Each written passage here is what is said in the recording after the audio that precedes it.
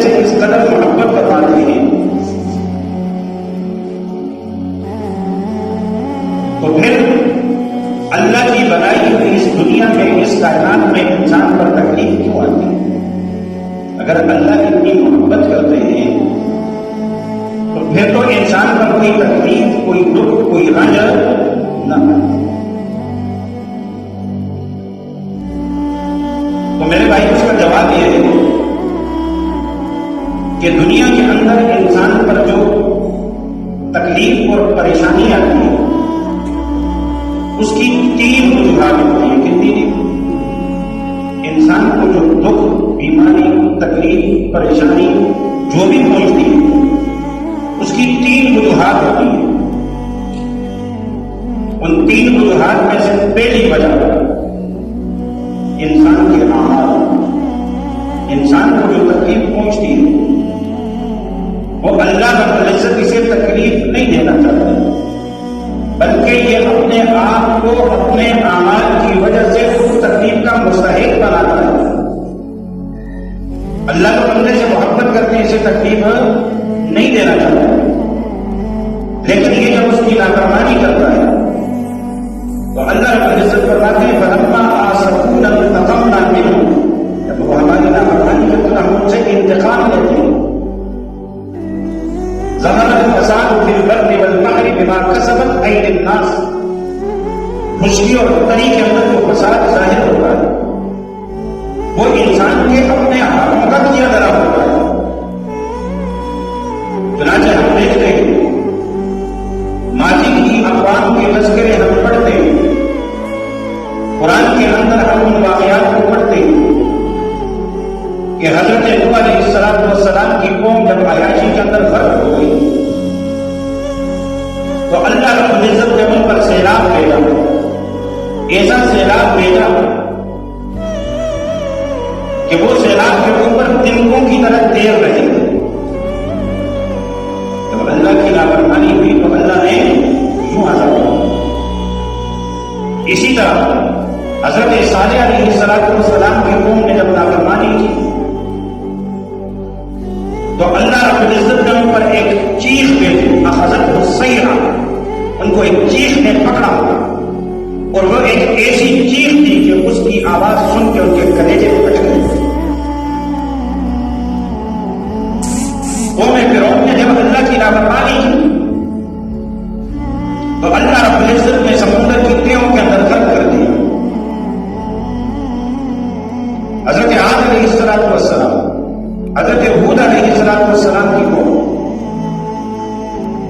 عاد نے جب اللہ کی نافرمانی کی تو اللہ رب العزت نے ہواؤں کو حکم دیا، ہواؤں نے ان لوگوں کو جو لمبے قدوں والے تناور تختوں کی طرح، لیکن جب رب کی نافرمانی کی تو اللہ نے ہوا کو حکم دیا، ہوا نے اٹھا کے پہاڑ پہ مارے اور ایسے پڑے ہوئے تھے قرآن کے اندر جس طرح درختوں کے تنے پڑے ہوئے،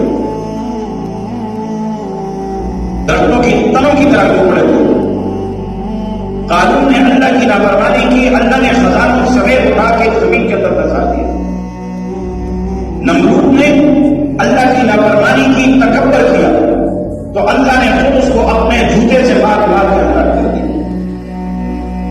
تو جب بھی اللہ کی طرف سے پکڑ آئے تو اللہ کی پکڑ، تکلیف اور پریشانی کا پہلا سبب کیا ہوتا ہے بھائی؟ بولو، بات ذہن میں آ رہی ہے؟ بات سمجھ آ رہی ہے؟ کیا ہوتا ہے؟ انسان کے اپنے اعمال، ان اعمال پر اللہ کی طرف سے پکڑ ہوتی ہے تو انسان پر پریشانیاں آتی ہیں، مال کی تنگی ہو جاتی ہے، گھر کا سکون اٹھ جاتا ہے، رزق میں بے برکتی ہو جاتی ہے، اولاد نافرمان ہو جاتی ہے۔ بسا اوقات انسان کو پتہ نہیں چلتا کہ یہ جو تکلیف میرے اوپر ہے یہ کہاں سے آ رہی ہے، در حقیقت یہ اس کے اپنے اعمال کا کیا درا ہوتا ہے۔ جو کچھ کرتا ہے وہ لوٹ کے اس کی طرف آ رہا ہوتا ہے۔ اس لیے جب بھی انسان کو تکلیف آئے تو سب سے پہلے اپنے گریبان میں جاننا چاہیے کہ یہ جو تکلیف مجھے پہنچی، یہ جو پریشانی مجھے پہنچی، میرا کون سا ایسا گناہ ہے جس کی وجہ سے میں اس میں مبتلا ہوں، تو وہ رب اللہ رب العزت سے معافی مانگیے کہ اللہ ضابطے کے مطابق ہے. میں عرض کیا کرتا ہوں معافی مانگنا ضابطے کے مطابق ہے کہ اگر حقوق اللہ ہے، اگر گناہ حقوق اللہ کا ہے تو اللہ سے معافی مانگو. اگر حقوق العباد کا ہے تو جس بندے کا حق طلب کیا اس کا حق واپس کرو. اور اگر گناہ کسی بندے کے ساتھ زیادتی کا ہے تو جا کر اس سے معافی مانگو. یہ ہے توبہ، یہ ہے اللہ سے معافی مانگنا.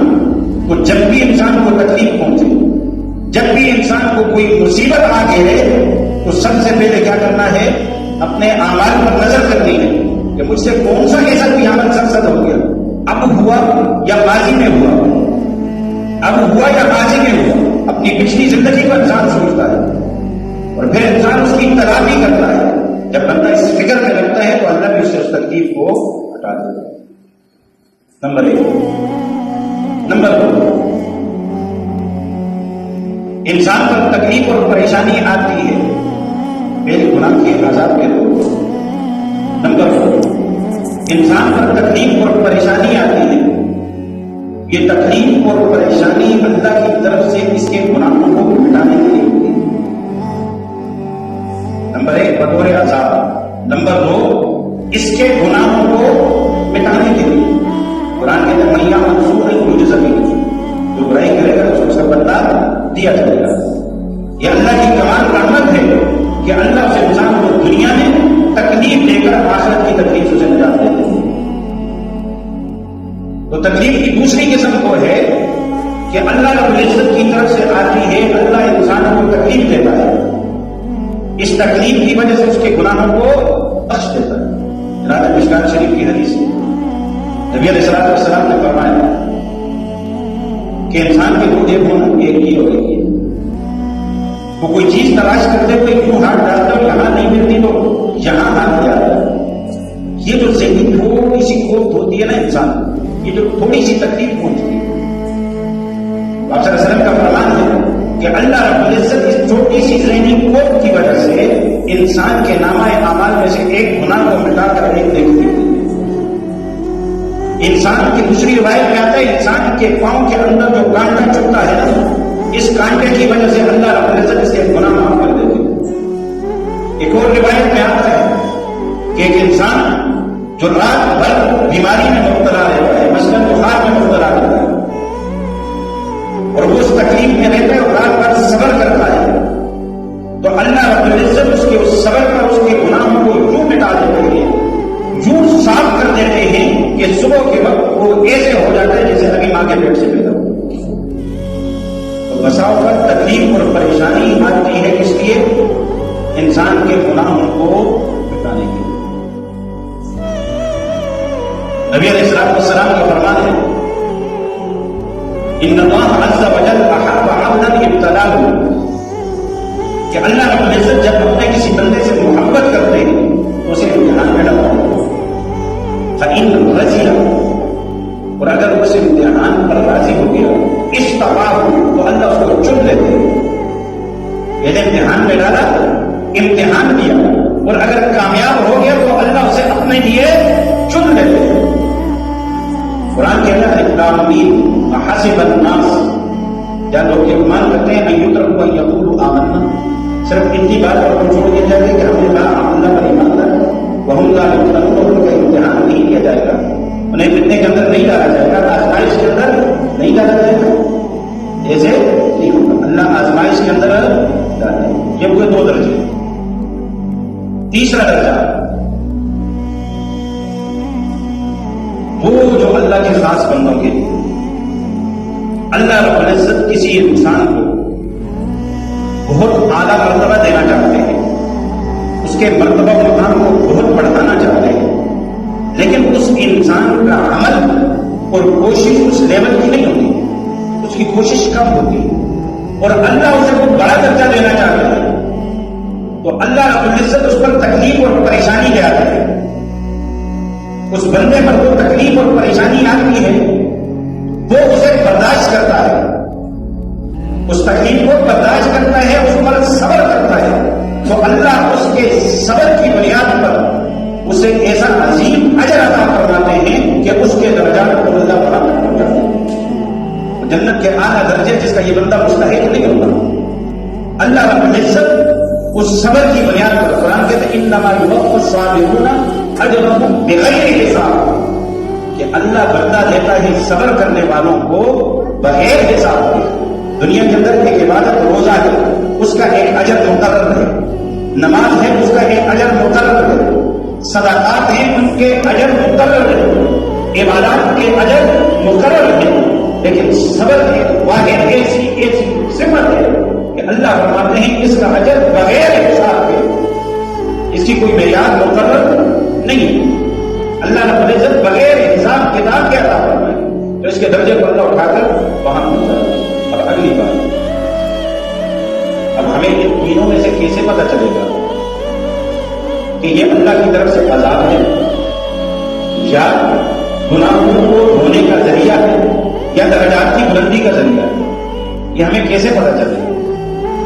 تو یہ بات سمجھنے کی بہت آسان ہے۔ اگر انسان پر تکلیف، پریشانی، دکھ آئے اور اس انسان کی رغبت اللہ کی طرف بڑھتی جائے تو سمجھ لو یہ اللہ کی طرف سے بنا ہے۔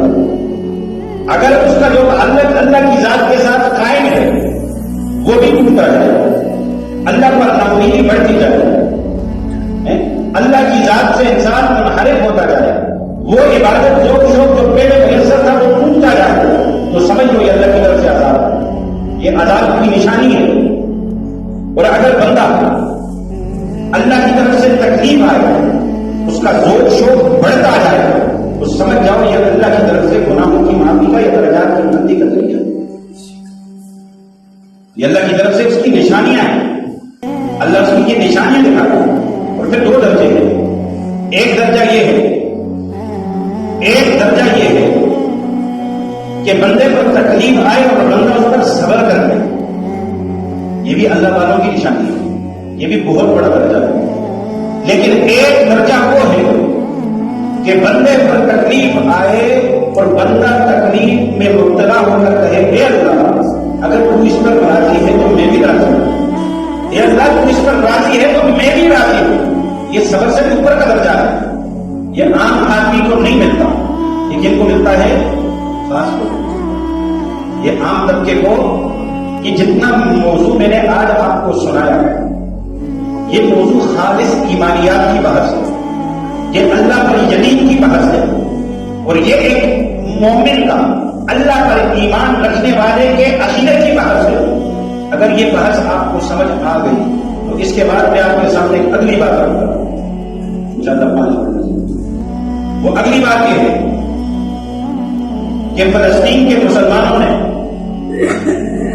اپنے صبر سے اور اپنی رضا سے یہ کر دکھایا، اپنی رضا سے اپنے صبر سے لگ بھگ 30,000 جانوں کی قربانیوں کے بعد، عورتوں اور بچوں اور جوانوں اور بوڑھوں کی قربانیوں کے بعد، جان مال کی قربانی کے بعد وہ آج بھی اللہ کے دربار میں ہاتھ اٹھائیں گے کہ اے اللہ ہم راضی ہیں، اے اللہ ہم راضی ہیں۔ تو مسلمانوں جانو ہم جو ایک جسم ہے، ہمارے جسم کا سب سے قیمتی حصہ کون ہے؟ مسلمان المسلموں کا جسد واحد، مسلمان ایک جسم کی مانند ہے۔